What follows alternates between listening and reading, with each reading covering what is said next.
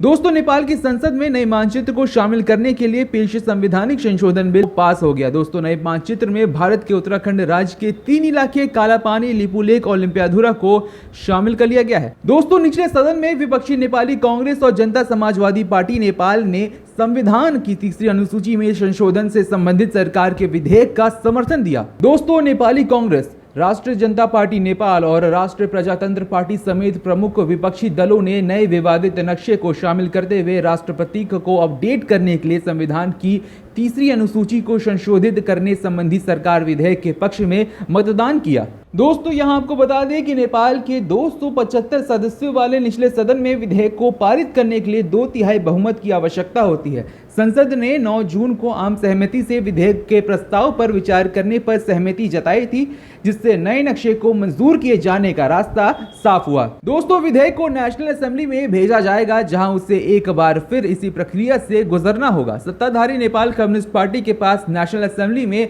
2/3 बहुमत है। National assembly को विधेयक के प्रावधानों में संशोधन प्रस्ताव अगर कोई है तो लाने के लिए सांसदों को 72 घंटे का वक्त देना होगा। नेशनल असेंबली से विधेयक के पारित होने के बाद इसे राष्ट्रपति की मंजूरी के लिए भेजा जाएगा, जिसके बाद इसे संविधान में शामिल किया जाएगा।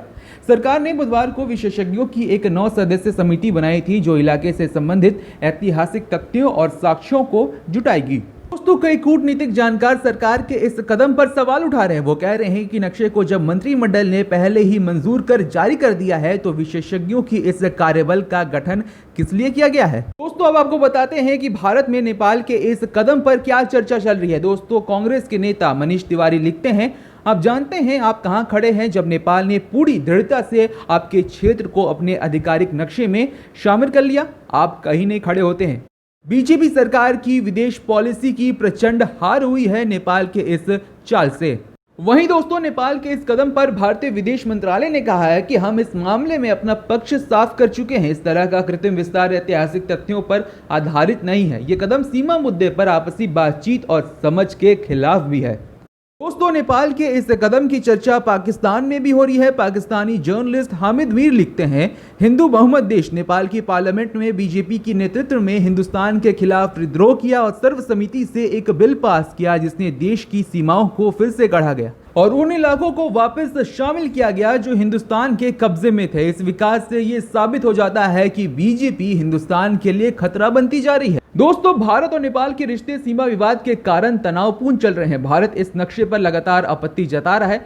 नेपाल ने यह विवाद तब शुरू किया दोस्तों, जब भारत ने कैलाश मानसरोवर जाने वाले बीहड़ मार्ग पर सड़क बनाते हुए चीन सीमा तक गाड़ी से पहुंचने की उपलब्धि का उद्घाटन किया था।